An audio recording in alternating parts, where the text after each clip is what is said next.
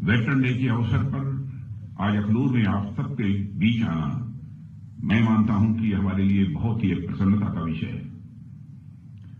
मैं यहां उपस्थित और पूरे देश के सारे वेटरन्स और उनके परिवारजनों को मकर संक्रांति और नव वर्ष की हार्दिक शुभकामनाएं देता हूं। ऐसा माना जाता है कि मकर संक्रांति का दिन अपने परिवार वालों के साथ मनाया जाना चाहिए। तो आज मैं अपनी लार्जर फैमिली यानी हमारे वेटरन्स के साथ संक्रांति का पर्व मनाने आप सबके बीच यहां आया हूं। साथियों, नाम इसके भले ही अलग अलग हों, लेकिन आज के दिन का उल्लास पूरे देश में एक जैसा ही रहता है। इसलिए इस मंच से मैं आज के दिन का उत्सव मनाने वाले हर एक भारतीय को अपनी तरफ से ढेर सारी हार्दिक शुभकामनाएं देता हूं। और यह अच्छी बात है कि इस बार का वेटरन्स डे समारोह हम सब अखनूर कश्मीर में मना रहे हैं। यह निश्चित रूप से हमारे लिए बहुत बड़ा क्षण है, क्योंकि आप देखिए 3 वर्षों से जाने अनजाने में या फिर चाहे अनचाहे सरकारों ने कश्मीर को अलग तरीके से ट्रीट किया है। इसका परिणाम यह हुआ है कि हमारे कश्मीरी भाई बहन कभी भी उस तरह का जुड़ाव महसूस नहीं कर पाए। मैं इतिहास के उन पन्नों को नहीं पलटना चाहता हूं, मैं बस यही कहना चाहता हूं कि वो पुराने दिन अब चले गए। और हमारी सरकार की सबसे बड़ी प्राथमिकता है कि हमें कश्मीर और देश के बाकी हिस्सों में जो भी थोड़ी बहुत दिलों की दूरियां रही होंगी उसको मिटा देना है। और मैं उमर अब्दुल्ला साहब जो यहां के मुख्यमंत्री हैं, मैं उनको बधाई देना चाहता हूं। इस दिशा में उनके द्वारा कदम उठाए जा रहे हैं। सरकार में आने के बाद हम अपने प्रयासों को जमीनी धरातल पर लेकर आए हैं। इस हमारे लिए कश्मीर क्या है यह ज्यादा बतलाने की जरूरत नहीं है। अखनूर में वेटरन डे का मनाया जाना इस बात को साबित करता है कि हमारे दिल में जो स्थान दिल्ली का है वही स्थान अखनूर का है, वही स्थान यह कश्मीर का है। हिमालय की तलहटी में स्थित यह क्षेत्र अपने आप में बहुत ही सुंदर जगह तो है ही, इसके साथ साथ इस स्थान का एक ऐतिहासिक महत्व भी है।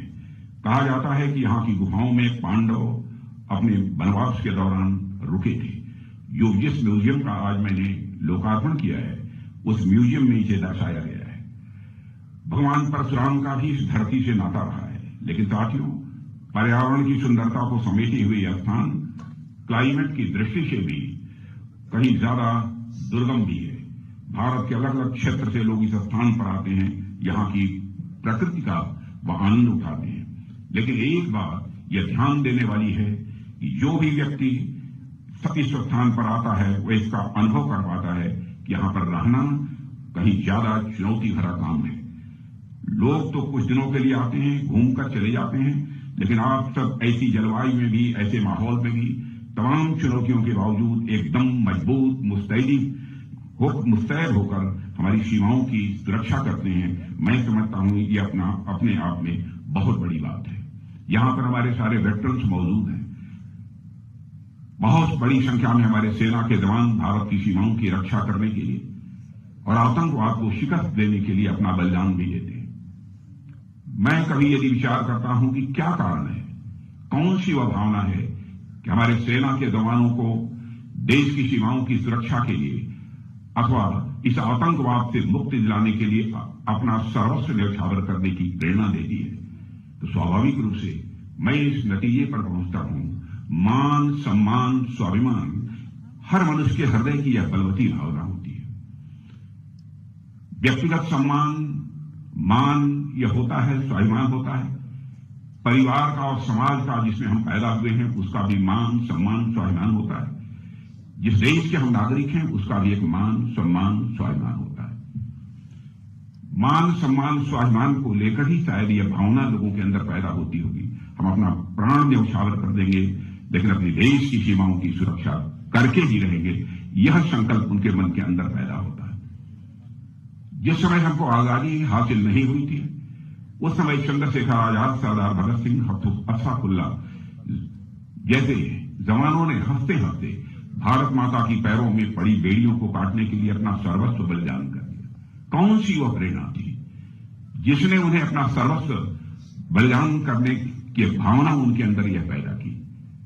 वह प्रेरणा थी मान सम्मान और स्वाभिमान की, देश के मान सम्मान और स्वाभिमान की भावना, जिसके लिए उन्होंने अपना सर्वस्व न्यौछावर किया। चंद्रशेखर आजाद इसी इलाहाबाद के कंपनी गार्डन में अपनी रिवॉल्वर की गोलियों से अपने अंग्रेज दुश्मनों को भूनते भूनते जब रिवॉल्वर की अंतिम गोली शेष बची तो उन्हें इस बात की चिंता सताने लगी कि कहीं विदेशियों के रिवॉल्वर की विदेशी गोली हमारे जिस्म में प्रवेश कर हमारे जिस्म को नापाक न कर दे।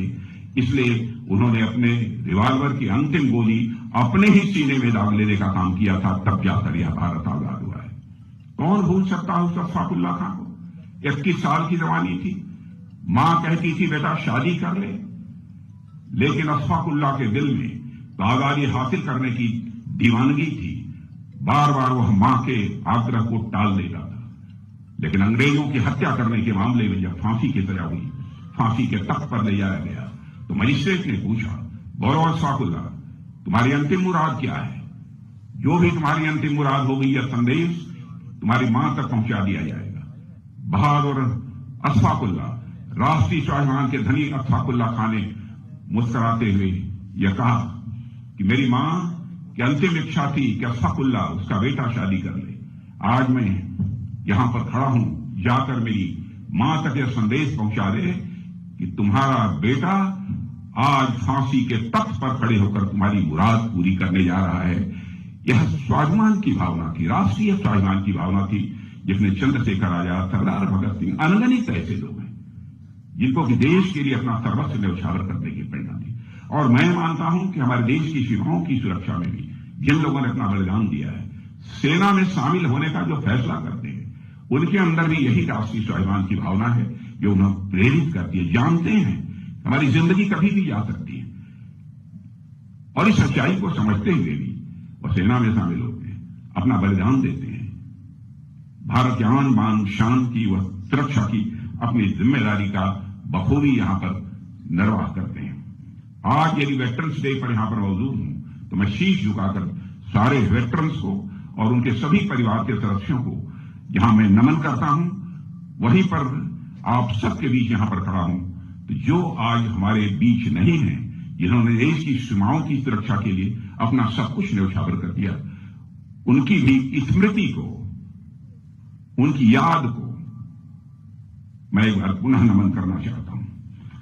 साथियों, बातें बहुत सारी हैं, बहुत विस्तार में नहीं आना चाहूंगा, लेकिन वेटरन्स का जहां तक प्रश्न है, वेटरन्स के लिए सरकार ने बहुत सारे कदम उठाए हैं। मैं ये नहीं कहना चाहता कि सरकार ने जो कुछ भी कदम उठाए हैं, जो भी फैसले सरकार ने लिए हैं, वह सब पर्याप्त हैं।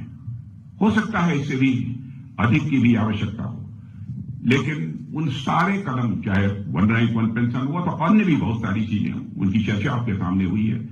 मैं ज्यादा समय इस संबंध में नहीं लेना चाहता, लेकिन एक काम जो इधर नए वर्ष में जब अधिकारियों की बैठक थी, उसमें मैंने निर्देश दिया था कि हमारी सरकार ने दूर दराज के इलाकों में रहने वाले पूर्व सैनिकों और उनके परिजनों की सहूलियत के लिए मोबाइल मेडिकल यूनिट एवं दवाओं की डोर स्टेप डिलीवरी कराने का एक महत्वपूर्ण निर्णय लिया है, और इसके आवश्यक निर्देश भी हमारी तरफ से दे दिए गए हैं। तैयारी शुरू हो गई है, थोड़ा समय लगेगा, लेकिन डोर स्टेप डिलीवरी का यह सिलसिला हम प्रारंभ करेंगे।